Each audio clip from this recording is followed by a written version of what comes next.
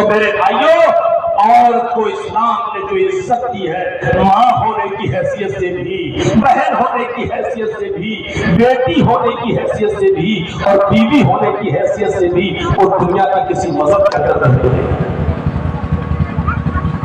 بیٹی اور بہن، تو اسلام یہ کہتا ہے کہ جس کی 3 بیٹیاں ہوں گی یا 3 بہنیں ہوں گی، جس کی 3 بیٹیاں ہوں گی یا 3 بہنیں ہوں گی، مثلا باپ نہیں ہے تو اب بھائی ہے، تو بڑا بھائی باپ کے درجے میں داخل ہو گیا ہے، تو جس کی 3 بیٹیاں ہوں گی یا جس کی 3 بہنیں ہوں گی، اور اس نے اس کو پڑھایا ہوگا، لکھایا ہوگا، حسن ادب سکھایا ہوگا، اور دیندار لڑکوں سے ان کی 3 بیٹیوں اور 3 بہنوں کی اس نے شادی کر دی ہوگی، تو اللہ کے نبی صلی اللہ علیہ وسلم فرماتے ہیں یہ شخص جنت میں میرے ساتھ ایسے رہے گا جیسے یہ دونوں انگلیاں آپس میں ملی ہوئی ہیں، یعنی وہ میرا پڑوسی بن کر رہے گا۔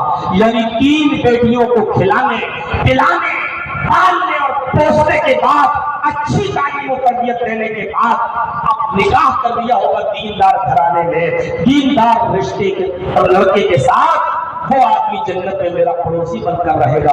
ایک صحابی کہنے لگے اللہ کے نبی اگر کسی کے پاس 2 ہی بیٹیاں ہوں تو آپ نے فرمایا وہ اپنی دونوں بیٹیوں کو پڑھائے لکھائے ادب سکھلائے اور ان دونوں بیٹیوں کا نکاح کر دے، وہ بھی میرے ساتھ جنت میں میرا پڑوسی بن کر رہے گا۔ پھر آپ نے فرمایا اگر کسی کے پاس 1 ہی بیٹی ہے تو 1 بیٹی کے ساتھ بھی ایسا کرے گا تو وہ میرے ساتھ جنت میں میرا پڑوسی بن کر رہے گا۔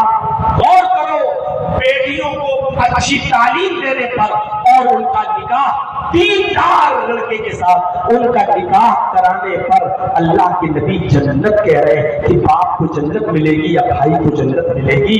یہ مقام دیا ہے اللہ تبارک و تعالیٰ نے بیٹیوں کی اچھی تعلیم پر اور ان کے نکاح کرانے پر، نکاح دیندار لڑکے کے ساتھ۔ معاف کیجئے گا، جو موٹر سائیکل مانگے وہ دیندار نہیں ہو سکتا ہے، چاہے وہ مولوی ہی کیوں نہ ہو۔ جو 3 لاکھ اور 5 لاکھ روپے کی ڈیمانڈ کرے وہ دیندار نہیں ہو سکتا ہے، چاہے وہ مولوی جرجیس ہی کیوں نہ ہو۔ شریعت نے یہ کہا دیندار لڑکے کے ساتھ جس نے نکاح کیا ہوگا، یعنی اپنی بیٹی کی شادی کے لیے دیندار گھر دیکھا ہوگا، وہ باپ پراپرٹی زمین اور جائیداد دے گی اور چاہے جس کے حوالے کر دی۔ سلیمان تیمی ایک بہت بڑے تابعی گزرے ہیں، سلیمان تیمی ایک بہت بڑے تابعی گزرے ہیں۔ انتقال جب ان کا ہونے لگا تو آخری وقت میں یہ رو رہے تھے، لوگوں نے پوچھا کیوں رو رہے ہو؟ ایک دن تو سبھی کو مرنا ہے، ایک دن تو سبھی کو اس دنیا سے رخصت ہونا ہے، تم رو کیوں رہے ہو؟ میں جانتا ہوں تمہاری طبیعت خراب ہے، اس بیماری میں کوئی بچتا نہیں ہے، بھی ٹھیک ہے، لیکن اللہ شفا دینے والا ہے، رونے کی وجہ کیا ہے؟ ارے آج تمہارا نمبر ہے تو کل میرا بھی نمبر ہے، اس دنیا سے تو سبھی کو رخصت ہونا ہے۔ تو سلیمان تیمی کہتے ہیں میں اس لیے نہیں رو رہا ہوں کیونکہ میرا آخری وقت ہے۔ نوجوانوں ذرا غور سے سننا، اور جن لوگوں نے اپنی لڑکیوں کا نکاح کر دیا ذرا غور سے سننا، سلیمان تیمی کیا کہتے ہیں؟ سلیمان تیمی نے کہا میں اس لیے نہیں رو رہا ہوں کیونکہ میرا آخری وقت ہے اور میں جانتا ہوں کہ اس بیماری میں کوئی بچتا نہیں ہے، بلکہ میں اس لیے رو رہا ہوں کہ 25 سال 27 سال پہلے مجھ سے گناہ ہو گیا تھا، مجھ سے غلطی ہو گئی تھی، مجھ سے خطا ہو گئی تھی، اور میں 27 سال سے اس غلطی کی توبہ کر رہا ہوں، اس غلطی کی معافی مانگ رہا ہوں، اللہ سے توبہ اور استغفار کر رہا ہوں۔ پتہ نہیں اللہ تعالیٰ نے مجھے معاف کیا ہوگا یا نہیں کیا ہوگا، پتہ نہیں قیامت کے دن اللہ رب العالمین مجھ سے اس غلطی کے بارے میں پوچھ نہ لے، حساب کتاب نہ کر لے۔ 27 سال پہلے مجھ سے غلطی ہو گئی تھی، مجھے اسی کا افسوس ہو رہا ہے کہ اللہ تعالیٰ مجھ سے اس کا مواخذہ نہ کر لے، مجھ سے پوچھ تاچھ نہ کر لے اور مجھے معاف بھی کیا ہوگا یا نہیں، اس لیے میں رو رہا ہوں۔ لوگوں نے پوچھا کہ پھر کیا غلطی ہوئی ہے تم سے 27 سال پہلے اور تم روزانہ توبہ اور استغفار بھی کر رہے ہو؟ تو سنیے نوجوانوں، غلطی کیا بتائی؟ کہنے لگے 27 سال پہلے مجھ سے غلطی ہو گئی تھی، اور وہ غلطی یہ ہو گئی تھی کہ میں نے ایک بدعتی سے سلام کر لیا تھا، بدعتی سے سلام کر لیا تھا۔ دین میں جو نئی نئی چیز نکالے وہ بدعتی ہے، تو ایک بدعتی سے سلام کر لیا تھا۔ اور اللہ کے نبی فرماتے ہیں کہ بدعتی کو سلام کرنے والے پر لعنت ہو، بدعتی کو اپنے گھر میں ٹھہرانے والے پر لعنت ہو۔ من آب محدثا فعلیہ لعنت اللہ، اللہ کی لعنت ہو اس پر جو کسی بدعتی کو اپنے گھر پہ ٹھہرائے، اللہ کی لعنت ہو اس پر جو بدعتی کو سلام کرے۔ تو میں نے بدعتی سے سلام کر لیا تھا، جبکہ اللہ کے نبی نے منع کیا بدعتی کو سلام کرنے سے اور بدعتی کو اپنے گھر میں پناہ دینے سے، لیکن میں نے بدعتی سے سلام کر لیا تھا، اس لیے میں رو رہا ہوں اور 27 سال سے میں اپنی غلطی کی معافی مانگ رہا ہوں، توبہ کر رہا ہوں، استغفار کر رہا ہوں۔ پتہ نہیں اللہ نے مجھے معاف کیا ہوگا یا نہیں کیا ہوگا۔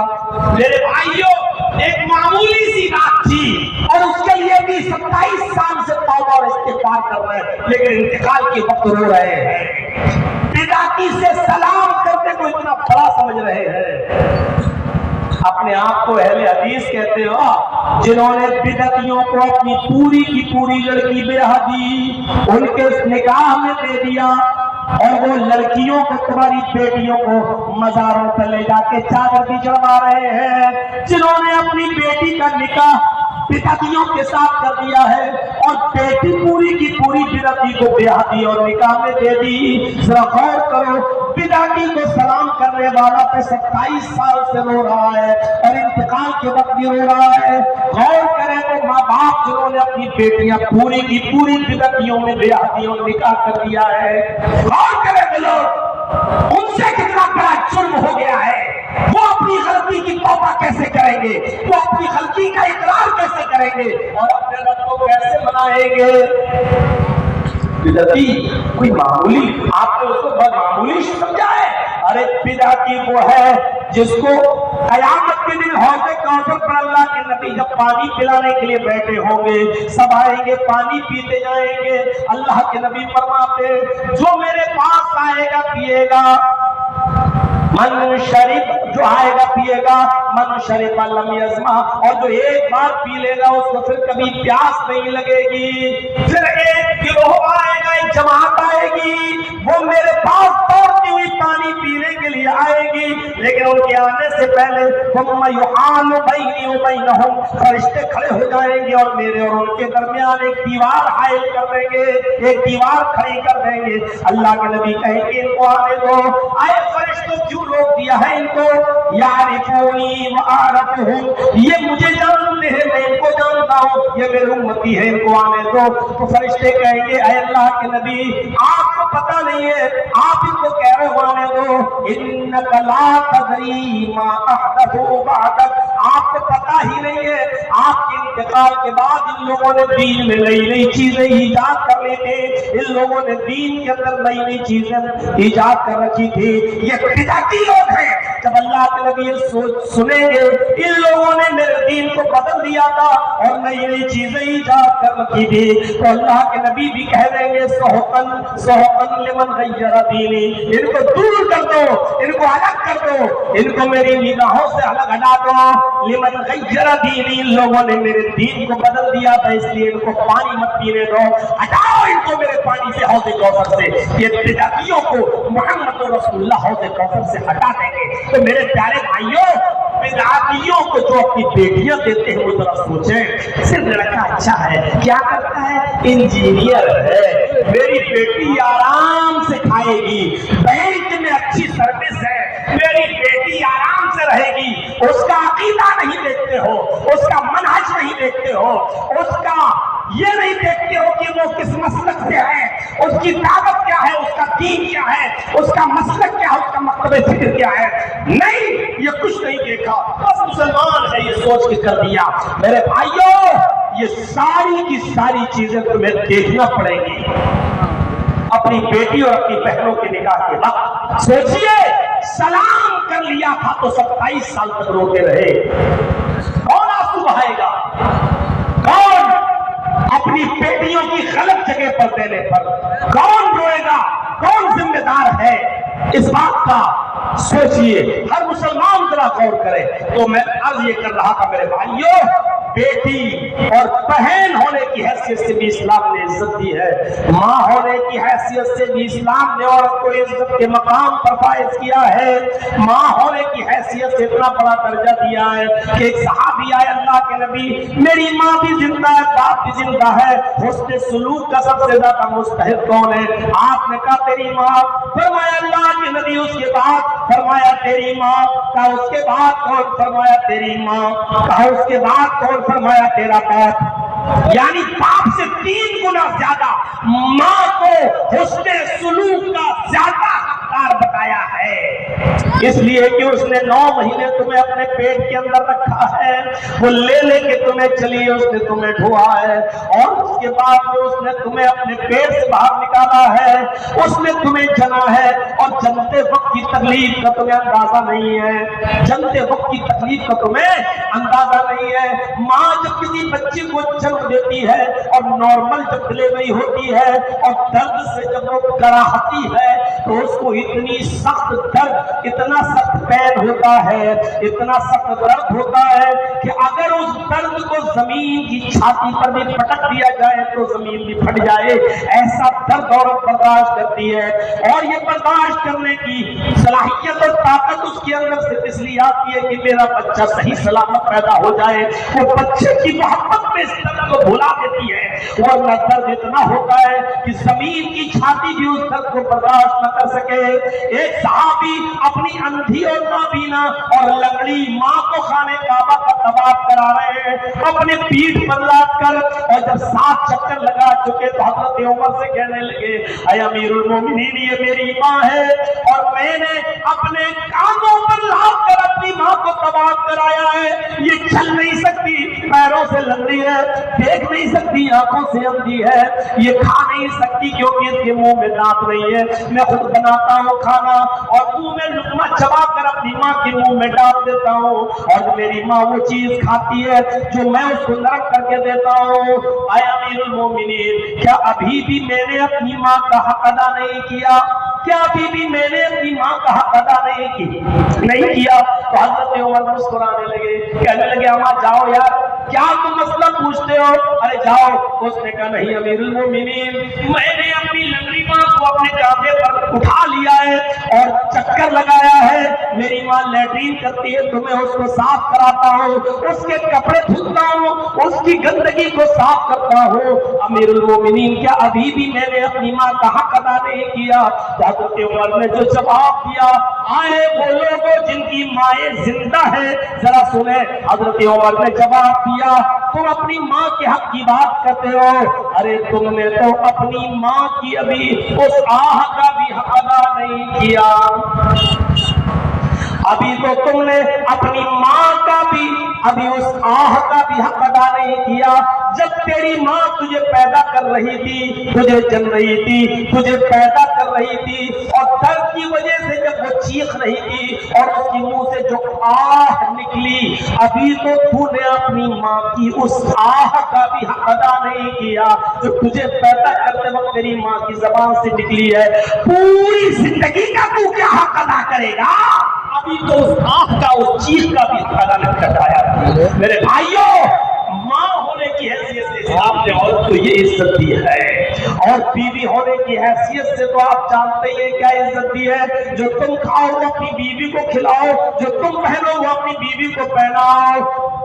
خبردار اپنی بیوی کے گال پہ کبھی تھپڑ مت مارنا، اور گال پہ تھپڑ مارنے کا مطلب یہ نہیں منع کر دیا گال پہ مت مارنا تو پیٹ پہ خوب مارنا، اللہ نبی نے گال پہ ہی تو منع کیا ہے، یہی تو کہا کہ اپنے منہ بیوی کے منہ پہ چہرے پہ تھپڑ مت مارنا، تو چہرے پہ نہیں ماریں گے پیٹ پہ ماریں گے، نہیں، فرمایا جو تم کھاؤ اپنی بیوی کو کھلاؤ، جو تم پہنو وہ اپنی بیوی کو پہناؤ، خبردار اپنی بیوی کے گال پہ کبھی تھپڑ مت مارنا۔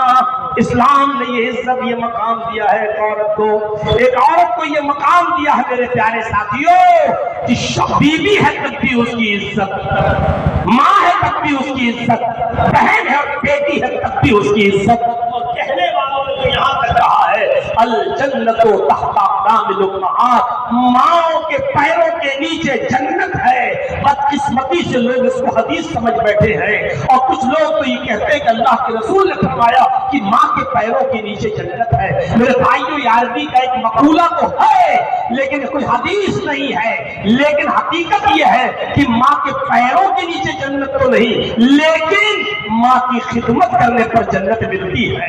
मेरे भाइयों, और करो कि एक सहाबी अल्लाह के नबी के पास आए और कहा सब जिहाद के लिए जा रहे हैं, क्या मैं भी जिहाद के लिए जाऊं? तो अल्लाह के नबी ने पूछा अहय्युल वालिदात, क्या तुम्हारी माँ बाप दोनों जिंदा हैं? उसने कहा हाँ। आपने फरमाया फिर जिहाद में जाने की जरूरत नहीं है। अगर तेरे माँ बाप जिंदा है तो जा उन्हीं की खिदमत कर, यही तुझे जिहाद का सवाब देगा। यानी यही अमल तेरे लिए जिहाद का सवाब बन जाएगा, सवाब तुझे मिलेगा। अपने माँ बाप की खिदमत करो। तो मेरे भाइयों, इस हैसियत से भी हमें देखना चाहिए। तो इस्लाम दीन तौहीद है। इस्लाम ने बताया है कि हमारे नबी कौन है, मोहम्मद। ये सब बातें वेदों कुरान की रोशनी में मैं आपको बता चुका हूँ। मेरे भाइयों, अब मेरी गुजारिश है आपसे, मैं जानता हूँ कि रात के 3 बज चुके हैं और ये भी जानता हूँ कि आप मगरिब के बाद से और इशा के बाद से बैठकर इतनी रात तक आप बैठे हुए हैं अब तक दिल जमाई के साथ। लेकिन आप ये भी जानते हैं कि ये जो जलसा हो रहा है वो मदरसे के ताउन के लिए हो रहा है और आप ही लोगों के ताउन से मदरसे चलते भी हैं। खुश नसीब है आप, खुश किस्मत है आप, तो आपको मदरसे मिल रहे हैं और बच्चों को आप पढ़ा रहे हैं। अल्लाह की कसम, जरा हम उत्तर प्रदेश वालों से पूछो, यूपी वालों से पूछो, योगी की दरखास्त लगी हुई है सुप्रीम कोर्ट में कि इन मदरसों को बंद किया जाए और हम मदरसों को बंद करने की प्लानिंग कर चुके हैं। वो तो अलग बात है कि सुप्रीम कोर्ट से राहत मिल गई, लेकिन कल फिर कोई जुल्म और सितम का पहाड़ तोड़ा जा सकता है। यूपी के मदरसों पर किस तरीके से गवर्नमेंट की गलत नजरें हैं। आप खुश नसीब है कि आजादी के साथ मदरसे चला रहे, कोई पूछने वाला नहीं है, लेकिन ये मदरसे आपके ताउन से चल रहे हैं। मैं 10 मिनट के लिए आपके सामने यहाँ मौजूद हूँ और बैठा हुआ हूँ और मैं ये देखना चाहता हूँ कि आपने सबके हाथ में आपने देकर मदरसे का ताउन किया है, आप मेरे हाथ में कितना देते हैं और आपको मुझसे कितनी मोहब्बत है। मैं थोड़ा सा आपका जायजा लेना चाहता हूं और आपको देखना चाहता हूं कि आप कितना मेरे हाथ में देके इस मदरसे का ताउन करवाते हैं। याद रखिएगा, अल्लाह की राह में देने से कमी नहीं आती है। इंशाअल्लाह जितना ज्यादा अल्लाह की राह में खर्च करेंगे अल्लाह इजाफा फरमाएगा। एक कुतिया 10-10, 12-12 बच्चे देती है लेकिन कुत्ते दिखाई नहीं देते हैं, काटे भी नहीं जाते हैं। एक बकरी 2 बच्चे देती है और वो कितने रोज काटे भी जाते हैं और खाए भी जाते हैं और फिर भी देख लो कि कितने दिखाई देते हैं। और कुर्बानी के सीजन में देख लो आप, पहले से दुगनी तादाद में फिर पैदा हो जाते हैं। यानी जो चीज जितनी ज्यादा खर्च होती है उतना बढ़ती भी है। आप अल्लाह की राह में जितना खर्च करेंगे अल्लाह आपको उतना ही ज्यादा इजाफा देगा। आप अपनी इस्तिताअत के मुताबिक, अपनी हैसियत के मुताबिक आप लाइए, मेरे हाथ में दीजिए। जिस नीयत के साथ आप देंगे आपको सवाब मिलेगा। माँ बाप के लिए, अपने लिए, बच्चों, जिसको भी सवाब पहुंचाना चाहते हैं दिल में नियत करिए, अल्लाह आपको इसका अजर अज़ीम अता फरमाएगा। अल्लाह आपको जज़ाए खैर अता फरमाए। आप लाइए, देखिए माशाअल्लाह अच्छा खासा ताउन दिया है, 2000 रुपए का और 500 रुपए का। अल्लाह तबारक व तआला इनको अजर अज़ीम अता फरमाए। जज़ाकुमुल्लाहु अहसनल जज़ा। मैं 10 मिनट बैठूंगा बस आपके सामने और उसके बाद मैं अपनी बात खत्म कर दूंगा। आप 10 मिनट में जितना भी दे सकते हैं आपका इम्तिहान है। आपने बहुत मोहब्बत की है मौलाना जगजीत से, आज देखता हूँ कि मेरी बात कितनी आपके दिल में असर करती है। आप लाइए, ताबून फरमाइए, अल्लाह आपको अजर अज़ीम अता फरमाए। आप बैठते जाइए, आप पैसा डालते जाइए।